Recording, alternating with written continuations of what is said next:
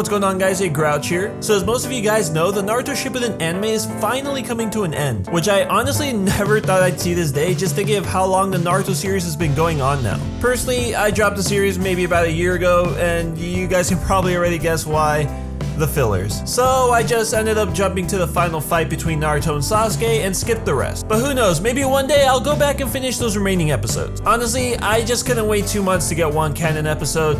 I couldn't do it. All of that aside though, today we're going to be looking at 10 things you probably missed while watching Naruto Shippuden. Now, I recently explained this series and how it works in my 25,000 subscribers special, but I'll give a quick explanation yet again for anyone who may be new to the channel or is unfamiliar with the series. Basically, in this video, I'm going to be picking out a number of things ranging from facts to hidden references, Easter eggs, animation errors, and various other forms of trivia I have found throughout the anime that I personally never knew or thought was kind of interesting. And I'm just gonna say this now, the number one thing I found while researching for this video were definitely the animation errors. And I do mean a lot of them. I'm talking I could make a whole separate video just listing them for a good 10 minutes. However, after already making this type of video on the original Naruto series and hearing you guys' feedback on it, I decided I'm going to try to stay away from simple animation errors and focus on things that I consider to be most intriguing. But there will be 1 or 2 errors in this video if I personally think they're interesting enough. So anyways guys, with that being said, let's just get right into it. I also quickly wanted to mention that there are definitely going to be some spoilers in this video, so you have been warned. Although he was originally the shortest of all his Leaf Village classmates in part 1 of the Naruto series, after returning home from his training with Jiraiya, Naruto actually grew up to be the tallest of his class. However, this is excluding Sasuke Uchiha, who is only slightly taller. Even so, they're both actually pretty short, as they only measure at about 5.5 feet tall, which I don't know why, I just kind of expected them to be a little bit taller than that. As I'm sure most of you know, Sasori is the creator and developer of a special class of puppets, which he calls human puppets, at least as far as the anime goes. These puppets are pretty unique compared to the normal ones, as they are able to retain the use of chakra and or Kekkei Genkai abilities that the human host once had. With that being said, something interesting appears during Sasori's battle against Sakura and Lady Chiyo. Hidden within Sasori's army of 100 puppets, one appears to have a pair of Sharingan, although this is only true to the anime. And while it was never really confirmed, this may hint to the fact that his whole puppet army may have once been human. Though I personally can't think of a way a puppet user would be able to use this ability through a doll. If he were able to somehow find a way, I do believe his fight against Sakura and Lady Chiyo could have ended way differently.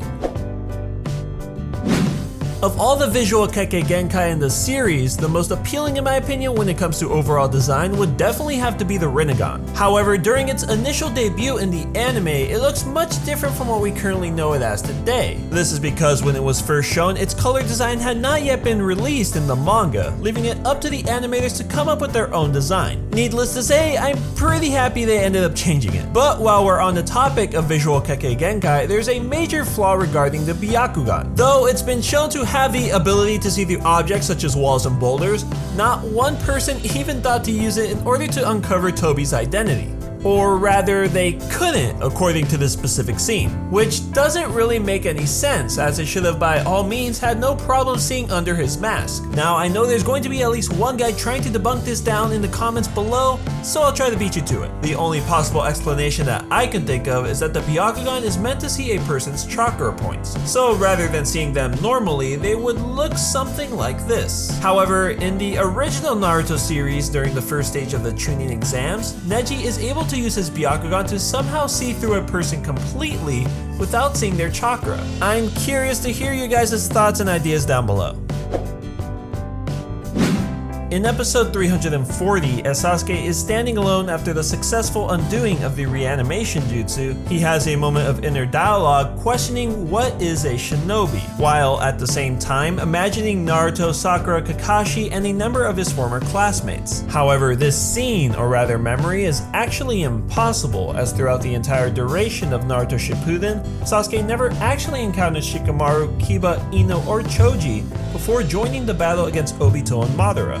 Thus, he shouldn't have any idea what they currently look like. I know some of you guys are probably like, who really cares, Grouch? But personally, these are the little things I love bringing to light. Another thing you may not have noticed is the fact that out of all the current Akatsuki members, Hidan was the only one who never met or even saw Naruto. I never actually realized this, seeing as how they actually took part in the same battle against each other. However, because Naruto arrived late to the battlefield, Shikamaru had already lured Hidan away, where he would be dismembered and trapped forever. Because of this, he was never revived during the 4th Great Ninja War. I'm sure by now, most of us are already aware of the fact that after waiting so many years, Kakashi's face was finally revealed to the public, and was first shown in the Omake titled Naruto Excavation Scroll of Wind. However, something that you may not have noticed, both in the short extra and its anime adaptation, is that when Kakashi removes his disguise, he was mistakenly displayed without his Sharingan, even after removing the contacts he was wearing over both eyes. Personally, I never even noticed this until I started doing research for this video, despite having looked at this image multiple times. And I'm sure a number of you guys are there with me because, well, I mean, come on guys, it's Kakashi's face.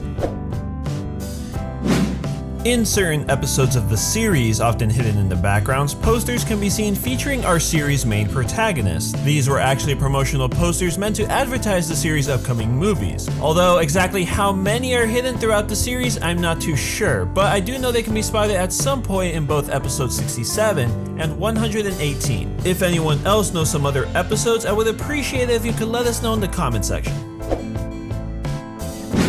At the very end of his battle against Sasuke Uchiha, Deidara decides to use the little remaining clay he has left in order to detonate his own body in a final attempt to eliminate his opponent. However, as we know, Sasuke manages to produce a last-minute summon and escape the blast just in the nick of time. Despite this fact, however, Sasuke still managed to somehow reacquire his sword later in the series. For those of you who are having difficulty remembering, Sasuke used his blade to defuse a landmine hidden underground, and then later as a foothold for one of his attacks. But that's it, he never actually retrieved his sword at any time during their battle, and given his clutch escape from Deidara's final attack, there was no way he should have had any time to do so, as according to Deidara, the blast should have been large enough to cover 10 kilometers. And judging by the massive crater it left behind, it's unlikely the sword would have survived, even if it was made of 100% Nokia phones. Yet, when Sasuke is summoned back by Sogetsu, it is safely put away.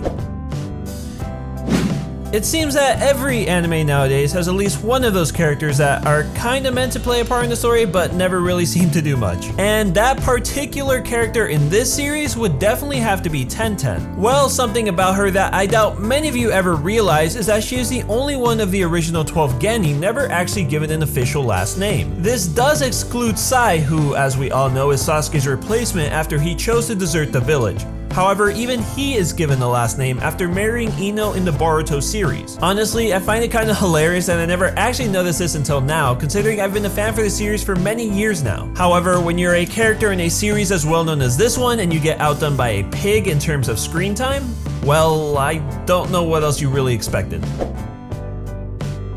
As you probably already know, the Akatsuki organization was first introduced with the intent of collecting all nine-tailed beasts within the original Naruto series. However, the reason as to why they were doing so was kept in the dark for quite some time. It wasn't until around the middle of Naruto Shippuden that we'd learn of their plans regarding Infinite Tsukuyomi. However, this plan was actually foreshadowed long before its reveal, hidden within the name of their organization. When you take the kanji in Akatsuki and split them up, you get the new meaning of Red Moon, which is of course a nod to Madara and Obito's plan of casting their genjutsu using the moon. I just find it interesting that this hint was under our noses this whole time and no one really noticed it.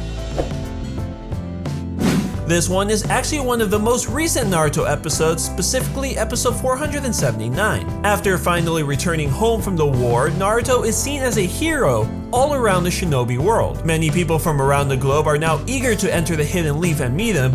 However, they are denied entrance at the front gate. Well, among the crowd of people, a number of familiar faces can be seen, a lot of which are characters from filler arcs. This includes Kosuke Maruboshi, aka the Eternal Genin of the Hidden Leaf. You can also spot the crystal user Gurren, Yukimaru, and Gozu, all of which are from the Three Tails arc. And last but not least, you can spot Naruto's three fangirls, who are strangely enough being denied entrance to the village, despite all three being Leaf ninjas. And there you have it guys, 10 things you probably missed in the Naruto Shippuden anime. Hopefully you guys enjoyed this video and found something interesting that maybe you guys didn't know before. This is one of my favorite series to do on my channel, so it was cool to finally be able to do one on Shippuden, which is sadly coming to an end. Fillers you would not be missed. But anyways guys, if you know of any other series you feel is worth a watch or any video recommendations for me, feel free to leave me your suggestions down below and it might just be the next video. Also, if you made it to the end of this video, you can go ahead and comment the word Hokage down below to let me know. And as always, if you enjoyed this video, I'd appreciate it if you could tap that like button if you enjoyed and subscribe for future videos. If you have an idea for a top 10, leave a comment down below and make top 10s on just about anything. With that being said, I'll thank you for watching and I'll see you next time.